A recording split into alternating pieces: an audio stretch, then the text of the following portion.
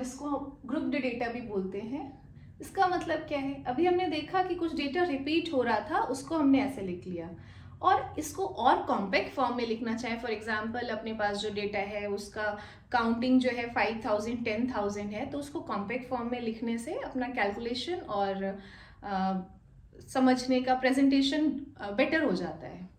तो for example अभी हम ये मार्क्स की बात कर रहे थे, चीजों को मार्क्स पर ही रखते हैं, और ये नंबर ऑफ स्टूडेंट्स। तो अगर हम रेंज की बात करें 0 से 10, 0 से 10 के बीच में कुछ स्टूडेंट्स के मार्क्स 2 हैं, 3 हैं, 4 हैं, 5 हैं, तो अलग अलग अगर आप फ्रीक्वेंसी में लिख रहे हो तो बहुत सारे अलग अलग आप डेटा को लिख रहे हो। बट अगर हम एक रेंज डिवाइड कर दे, फॉर एग्जाम्पल 0 से 10 बोले इस रेंज में between 0 and 10 marks, between 0 and 10 number of students are, for example, 5 students having marks between 0 and 10. Okay, similarly 10 to 20, और जहां तक भी मार्क्स पॉसिबल है आउट ऑफ जितना भी, वहां तक हम इस रेंज को लिख लेते हैं।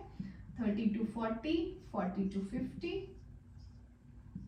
50 to 60, 60 to 70, 70 to 80, 80 to 90, 90 to 100. For example, this paper of out of 100, so number of students having marks between 0 and 10 are 5. 10 से 20 के बीच में फॉर एग्जाम्पल 10 स्टूडेंट्स हैं, ये 12 है, ये 15 है, ये 25 है, 30 है, 10, 20, 25 and 10.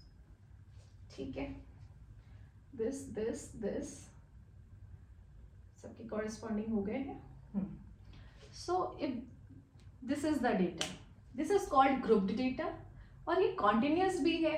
0 से 100 के बीच में कॉन्टिन्यूस मार्क्स कहाँ से कहाँ तक कैसे हैं वो सारे यहाँ आपके पास लिखे हुए। तो 0 से 100 तक पूरा कॉन्टिन्यूस है, बीच में कोई ब्रेक नहीं, इधर 90 इधर 90, 10 इधर 10।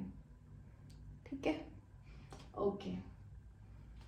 तो अब हम आ जाते हैं इसका एवरेज कैसे फाइंड करें, अर्थमेटिक मीन इस टाइप के डेटा का कैसे फाइंड करें।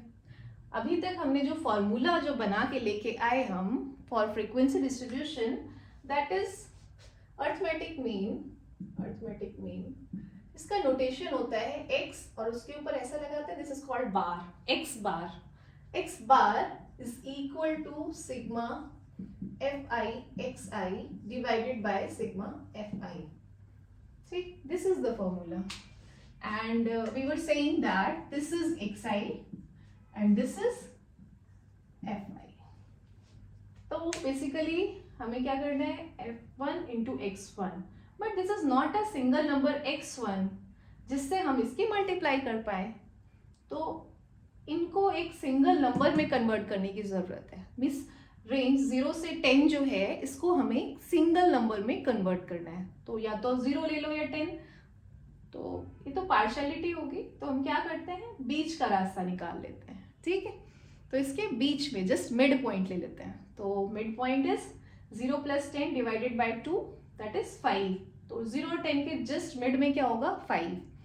तो एक नया कॉलम क्रिएट होता है जो हमें xi देगा, एक सिंगल नंबर देगा। Okay, so made this xi, और इसको हम xi नहीं बोल रहे हैं, दिस इज द रेंज।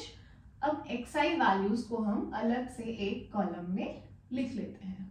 तो xi वैल्यूज, इन दोनों का मिड 5, इन दोनों का मिड 15, 25, 35, 45, 55, 65, 75, 85 and 95।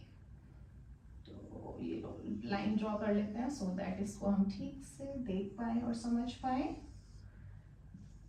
ओके, नाउ ऐसे लाइन ड्रॉ कर लो, marks xi, number of students. Okay, so now we have this same procedure, find out fi into xi, summation। तो एक और कॉलम बना लेते हैं, इसको थोड़ा सा साइड में शिफ्ट कर लें, x बार ही लिख देते हैं इसको, और एक नया कॉलम बनाते हैं, इसको इधर ही कर लो, नंबर ऑफ स्टूडेंट्स, और इसको हम सिर्फ FI ही लिखते हैं, FI, और यहाँ जो है हम लिख लेते हैं FI इंटू XI, क्योंकि हमें चाहिए F1x1 plus F2x2 plus F3x3, तो 1 बाई 1 लिखने की बजाय पहले कॉलम में सारे में FI XI बना लेते हैं और उसके बाद यहाँ उनका एडिशन यहाँ करके वहाँ सब्स्टिट्यूट कर लेंगे। तो F1x1 5 इंटू 5 25, 150, ये कितना होगा 300, और ये कितना हो गया, calculated by calculator I have calculated all these values, F1 into this, X1, F2, X2, F3, X3, F4, X4 and so on up to this, all these values. If we add these FI XI we get 9000, so sigma FI XI is 9000 and sigma FI, sum of these FIs are 162.